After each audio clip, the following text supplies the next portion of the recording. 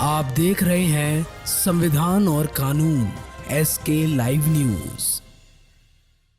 जनसुराज विचार मंच की हुई राज्य स्तरीय बैठक। जनसुराज अभियान के सूत्रधार प्रशांत किशोर के 2 अक्टूबर को दल की घोषणा होने से पहले समाज के विभिन्न वर्गों के लोगों से मुलाकात कर रहे हैं। उसी कड़ी को आगे बढ़ाते हुए उन्होंने आज पटना के ज्ञान भवन में बिहार भर से आए समाज के प्रबुद्ध लोगों के साथ बैठक की, जिसमें उन्होंने बुद्धिजीवियों के प्रश्नों का उत्तर दिया और साथ में समाज की समस्या और उनके समाधान पर विचार विमर्श किया। उन्होंने समाज के शिक्षित लोगों से ग्रीस दार्शनिक प्लेटो की बात दोहराते हुए कहा कि यदि समाज के शिक्षित और प्रबुद्ध लोग राजनीति में नहीं आएंगे तो मूर्ख लोग ही जनता पर राज करेंगे।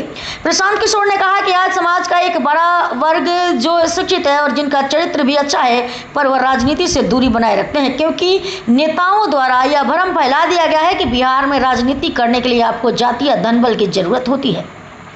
इस कारण से जो लोग सक्षम हैं और जिनकी सोच समाज में कुछ अच्छा करने की है, फिर भी साहस की कमी के कारण वह भी राजनीति से दूरी बनाए रखते हैं। इसी को देखते हुए जनसुराज विचार मंच की कल्पना की गई है, जिससे वह लोग जुड़ सके जो अपने जीवन में आगे बढ़ चुके हैं और अब समाज को जागृत करने में और आमजन तक जनसुराज का संदेश पहुंचाने में अपना कंधा दे सके।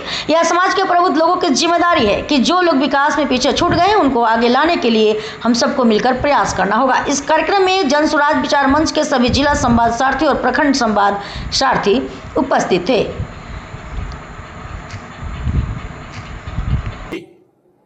If you do not participate in democracy, be ready to be ruled by your inferiors. तो बिहार में जो अपने आप को प्रबुद्ध जन कहता है, ताली मत बजाइए। आपके लिए ये सही बात लिखी गई है कि अगर आप राजनीति में भागीदार नहीं बनिएगा तो इस बात के लिए तैयार रहिए कि कोई मूर्ख आदमी राजा बनकर आप पर शासन करेगा। तो बिहार में जितने प्रबुद्ध लोग हैं, ये समझता है हम इतना प्रबुद्ध हैं, हमको राजनीति से क्या लेना देना है, हम तो सबसे ऊपर हैं।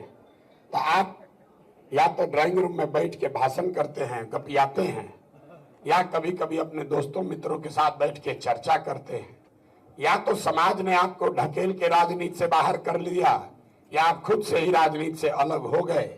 नतीजा ये हुआ कि पिछले 30-40 सालों में साहब सज्जन ने बताया आजादी से पहले बढ़िया नेता लोग होते थे।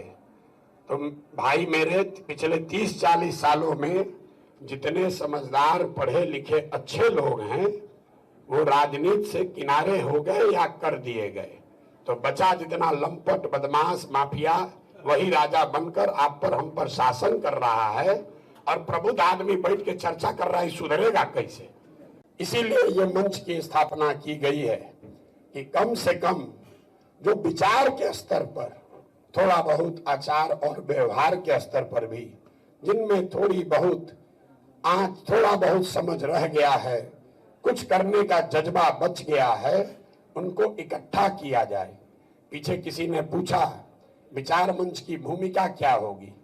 आपकी भूमिका चुनाव में ज्यादा नहीं है, पार्टी बनाने में आपकी भूमिका नहीं है, आपकी भूमिका चुनाव के बाद है, जिसकी नींव अभी रखी जा रही है कि कल होकर आप जीत कर आ भी जाएं तो आप अताताई ना हो जाएं, समाज से विमुख ना हो जाएं।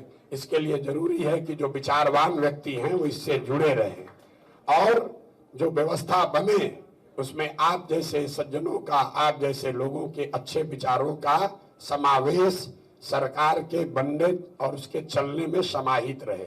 इसलिए आप जैसे लोगों को इकट्ठा करने की कोशिश की जा रही है। ये जनसुराज के पूरे परिवार में विचार मंच संख्या के हिसाब से कोई बहुत बड़ा नहीं है।